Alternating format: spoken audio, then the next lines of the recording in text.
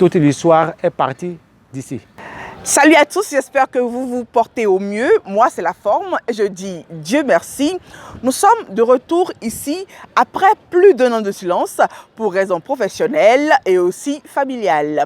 Pour ce troisième épisode, je parcours le Bénin, dépose ses valises pour plusieurs jours à Boïkon, une déformation linguistique de Bohikon, qui veut dire littéralement vers le marché de Cabri. Cette fois-ci, nous ne parlerons pas de marché, mais plutôt de ce patrimoine culturel qui est à Boïkon. Je veux parler du village souterrain d'Agongwento. Une série de 5 vidéos y est consacrée afin de révéler le potentiel culturel et dans une certaine mesure cultuelle de notre cher pays, le Bénin, l'ancien Dahomey. Pendant ce séjour, nous serons accompagnés de Monsieur Théodore Atropo. Il est le gestionnaire de ce musée à Boïkon. Dans cette première vidéo, il nous dira comment est née la ville et comment a été découvert le village souterrain d'Agongwento. Allons-y.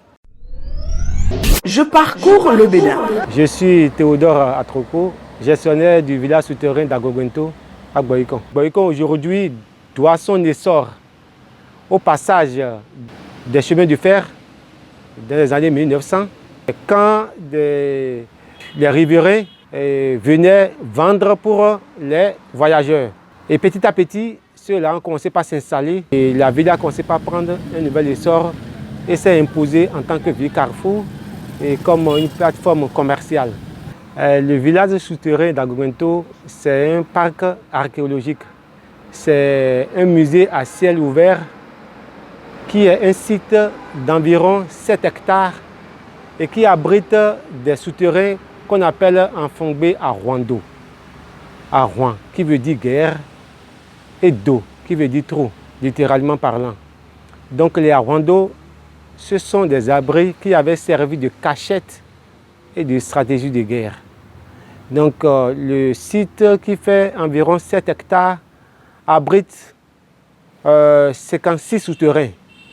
Mais les 56 qui sont sur le site font partie d'un ensemble de plus de 2000 qu'il y a dans toute la région, notamment la région sur le plateau d'Abomey.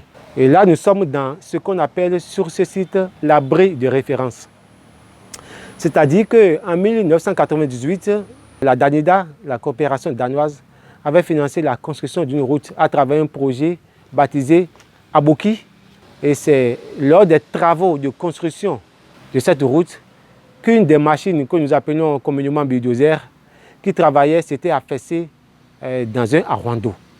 Et la machine, en tombant, a détruit la structure de ce arwando. On a encore dû creuser un peu pour faire ressortir la machine.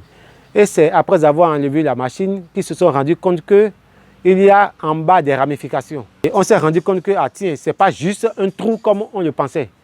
Et c'est là que certains étaient intervenus pour dire à ceux qui construisaient la route que ce sont les Arwando qui avaient servi de cachette et de stratégie. Et il y en avait tellement dans la zone que la compagnie a dû arrêter les travaux de construction de route. On a fait appel à des archéologues qui sont venus faire des fouilles. Et c'est là qu'ils ont commencé par s'imprégner de l'histoire de ces Arwando. Et l'histoire était tellement intéressante qu'ils ont décidé de mettre sur pied un projet parallèle à celui de la construction de la route qui donnera 10 ans plus tard naissance au musée